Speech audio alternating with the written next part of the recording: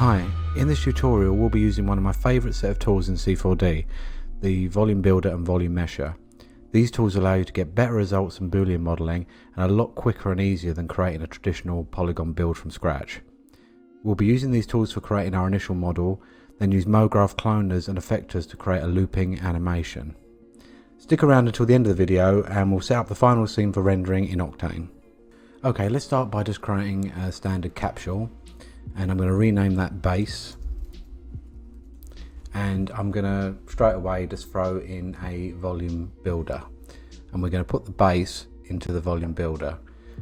Now if you haven't used the volume builder before, what's happening is that the volume builder is creating a cloud of voxels which each represent a point in 3D space. These points can then be meshed over to create more complicated shapes. So we can actually go into the volume builder itself, and we have this voxel size. We change the volume on this, then we can actually make that more detailed. I think for the moment I'm going to set this to 1. Now if we go to the multi-view, you'll see that our model doesn't show up in any of the other views, and that's because it's just these kind of 3D point cloud, these 3D points in space. So it needs to actually be meshed, and for that we need to add in a volume mesher. So we'll make the volume builder a child of the volume mesher, and now you can see that shows up in each of the windows, and we can see the polygons that are being created on that mesh. You'll see that the model itself is still actually quite rough because it's actually bringing up all of the low poly detail on the model that we're basing the voxels on. So what we can do is increase the detail on our base model. I'm just going to make height segments of 20, cap segments of 20, and I'm going to make this 100, and you see instantly that's smoothed that out for now. But what we can do now is start adding other objects to cut out and add to our base capsule shape. So I'm going to bring in a cube, and I'm going to make this 100 on each axis, and then I'm going to offset it by 65 in the x-axis. So this is what we're going to cut out of our initial capsule. I'll go into the main view. Okay, so I'm going to put that into the volume builder, and you'll see by default it adds it as a union between the two items. If we go into the volume builder, you can see the cube is above the base, and it's set to union. I think what I'll do first is actually rename this to right opening, and if we go to the volume builder, we can change this from currently on union, you can change it to intersect, which is just leaves you with the shape of the intersection between the two shapes. We can change this to subtract, so now we're cutting out this slice from the capsule. Okay, so I want to make the capsule hollow rather than just having this solid cutout. So what I'm going to do is duplicate the base, and I'm going to rename this cutout. Cutout. And I'm going to add this into the volume builder, and then I'm going to put this underneath the right opening, and I'm going to add this to subtract. Now that obviously gets rid of everything to begin with. I'm just going to shrink that down a little bit, and you can see how that's now cutting that shape out. I'm going to change this, maybe about 42. So there we have the cut out shape, and we have that hollow. Now I'm going to duplicate our right opening. We're going to call this one left opening, and then we're going to drag that back into the volume builder. And what you need to watch out for is the hierarchy in here is not the same as the hierarchy that's actually in the volume builder. This is kind of like a folder that you're storing all your items in, but actually in the volume builder is where you set the hierarchy and how each layer affects the one below it. So I'm going to change left opening to subtract. Obviously that one is currently subtracting right opening because it's right on top of it, but what we can do is select that one, and we're going to offset that minus 65. So now we've got a cutout on both sides. So we're cut out on both sides, but we've kind of got a little bit of a rough edge, and we've got still got some kind of marks where we can see the polygons underneath. So we can smooth that out by clicking on volume builder, and we can actually click this tab down here, smooth layer, and this basically adds like a Gaussian blur smoothing across the whole model. If you select and go into it, we can change the type of filter, and also you can change iterations and this voxel distance. To tighten this up, I'm going to maybe change this to 1, so we've got like a nice tighter smoothness on there. And then what you need to watch out for is this smooth layer, it affects everything else that's underneath it. So if you were to bring this down a couple of layers, it's smoothing the cutout on the base, but it's not smoothing the doors. If I bring it up, you can see it's smoothing one opening but not the other. So let's just put that at the top. So with this we can now create our door panels.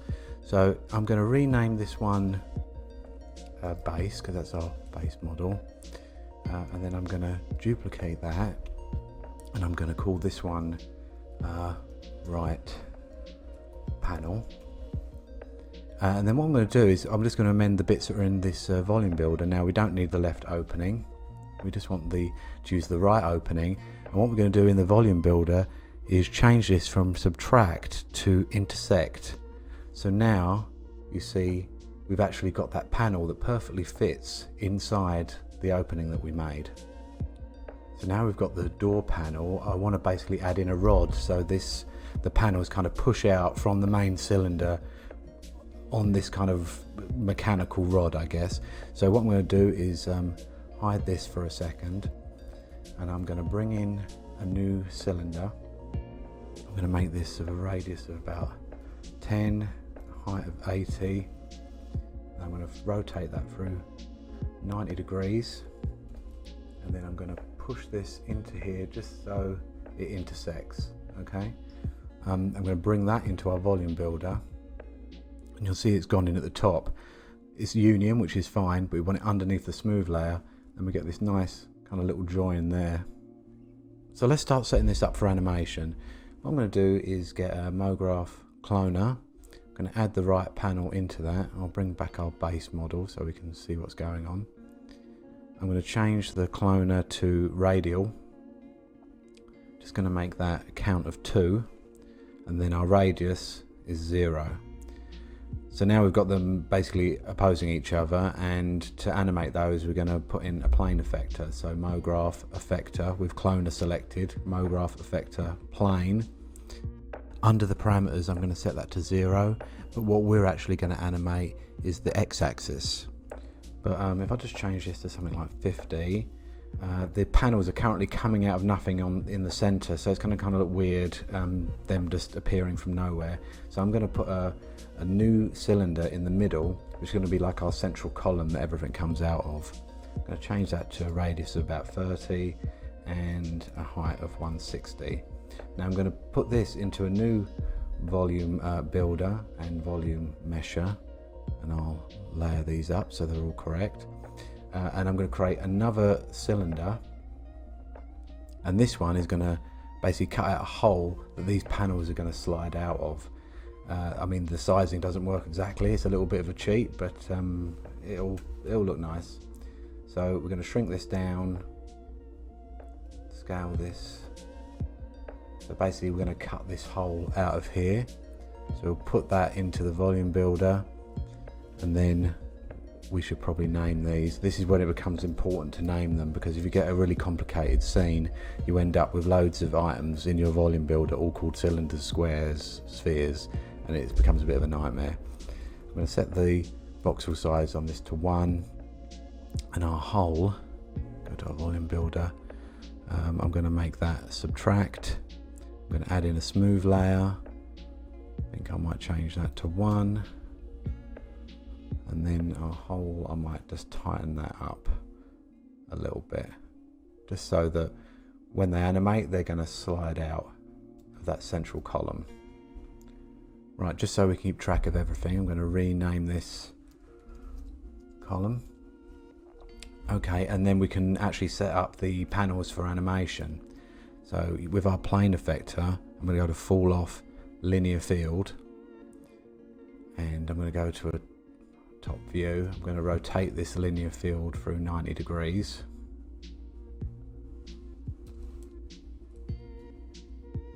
And then I'm going to shrink that down. You can see there it's affecting the motion. So I'll just start it off on the first frame in this position, I'll set a keyframe. Then I'm going to go to frame 15 and move this across to when that's fully open and set another keyframe. So that's our initial opening animation. See that? It's resetting on the loop because of the volume builder. It does take a little bit of time to calculate what's going on. So we're going to set this up to do a perfect loop, but when it rotates, it does pause for a second, actually in the cinema viewer, but when we render, we'll be good to go. What I'm going to next do is open up the dope sheet, and I'm going to duplicate these frames, maybe somewhere like here, and I'm just going to reverse them. So I'm going to set that to 65, that to 50, and if I go back, it's open, close. So that's cool. We can make this a bit more interesting by clicking on the cloner. We can add a delay effector. So cloner, MoGraph effector, add a delay.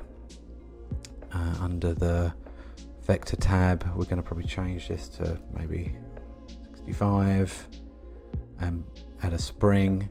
You can hide the linear field. We should probably name these as well. I'm just going to name this one open close and name this open close because we're going to add a rotation afterwards. And if we play that, see now we've got that nice little bounce on it.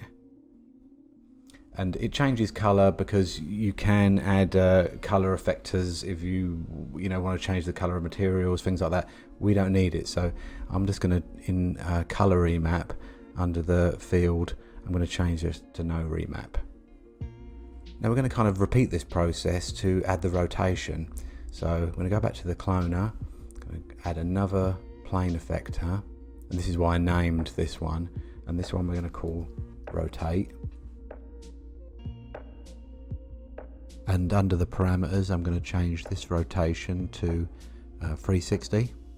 I've got to check that I'm putting it. Yeah, that's through the right axis. Change this to 360, and then we're going to add another linear fall off or a linear field.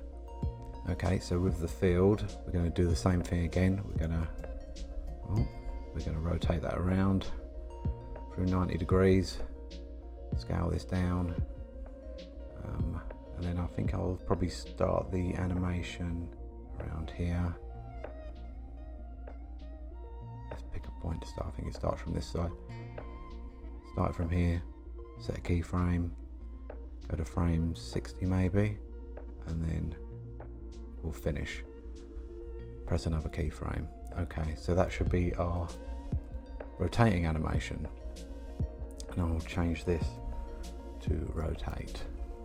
Okay, and I'll hide that. So now we can play that back. It loops, goes back in, loops, goes back in. Now you notice that it's not using the delay effector on there, and that's because of the hierarchy within the effectors on the cloner. So we need to put that rotate under, and the delay will then affect those above it. So change that. Now it's got that bounce on it.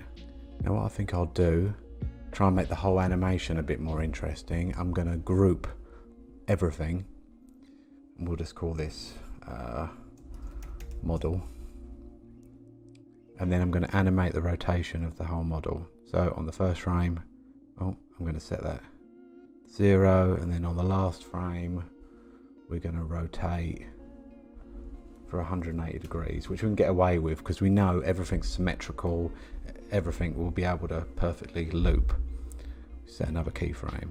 So if we press play, now we're moving around. It's got an linear, an ease in out, so we need to, on our keyframes, change the rotation to linear.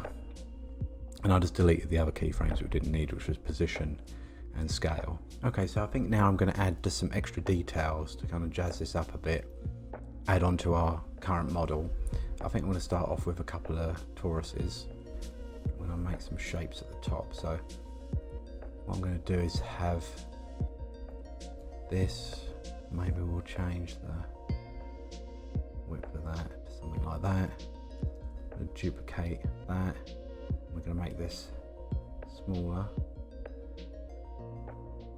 just to kind of make this more interesting at the top, just give it some shape that will be nicer for reflecting the light. I'm going to group those objects, and then I'm going to put those into a symmetry object, and we're going to, for the symmetry, change that to XZ, and there you go, we've got those added on. Now we're going to add them into the volume builder of our base model. So we add this in, you can see how that affects the model. Pretty rough at the moment. We need to put that under smoothing. We're going to keep that as union, so we kind of have these bumps.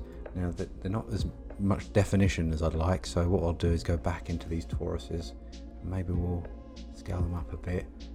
There we go, just so we get like a little bit more of a bump coming out. I'll do the same to this one, I think. There we go, that's nice. Okay, cool.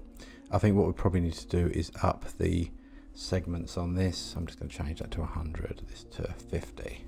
There we go, so it's sort of nice and smooth. But this is, you know, where you can kind of customize, make it look however you want, just go crazy playing around with it.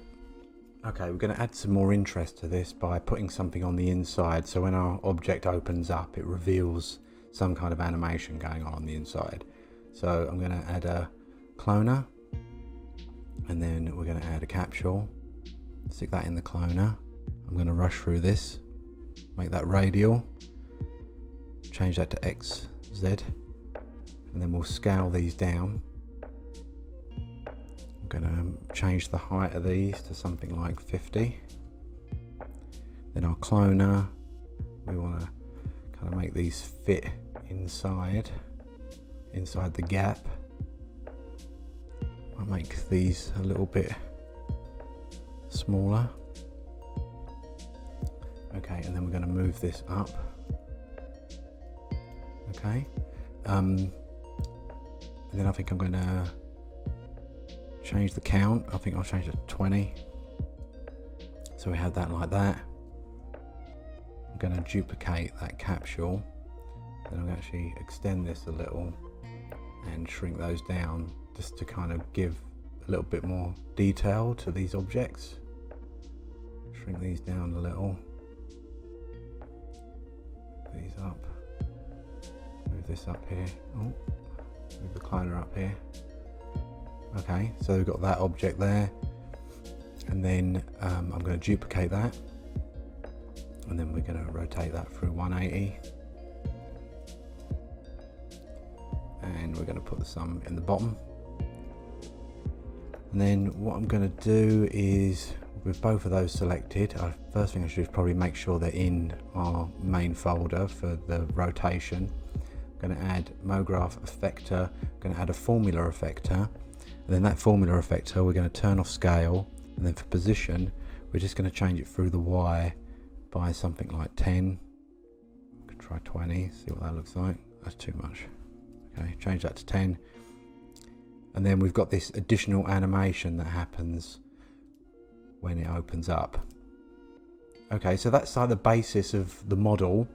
I'm going to quickly go through how I've set this up in Octane for rendering. So here we are now with the Octane Live Viewer open, and I just wanted to talk you through the materials I've applied for the final render and a couple of little tweaks I made to the animation we've built. Nothing crazy. So you can see I've added on these additional little toruses, very thin ones that have these neon lights, and then in the these kind of moving up and down columns that we created, I've added additional tiny ones inside, again, which are little lights. So you can see here they're just nested inside the main capsules. And then on the panels that stick out, I've added in these toruses which also have a little bit of light. And the way I did that was just in the panels, I just grouped the right panel that we had, so it didn't mess up any of our MoGraph animation, and added in a couple of toruses, and then they've got those lights on them. They're actually a little bit thin, so I can probably just expand them a tiny bit. There you go, and that you can see that we can see the light all the way around. The materials are very basic, so we've got like a gold coloured metal, a silver, a shiny black, a matte black, and then the glass is just a specular material with a little bit of roughness. These emission textures are animating, and the way I've done that is if you go into the Octane material, go into emission, we've added a black body emission on. Then under texture I've added an RGB spectrum where I've selected a colour, and all I'm animating is actually the temperature. So over time we're just animating the temperature of that light. I mean, another way of doing this is you could keep the temperature the same, and then you could just over time actually animate the colour. You could keyframe that. I have a HDRI map, which is this Car Studio 2, which I got from Pixel Lab, and then we've got the black background, and I've just got a few normal lights with a target centered to the middle. So that's basically about it. Thank you for watching. I know this was a bit longer than my previous tutorials.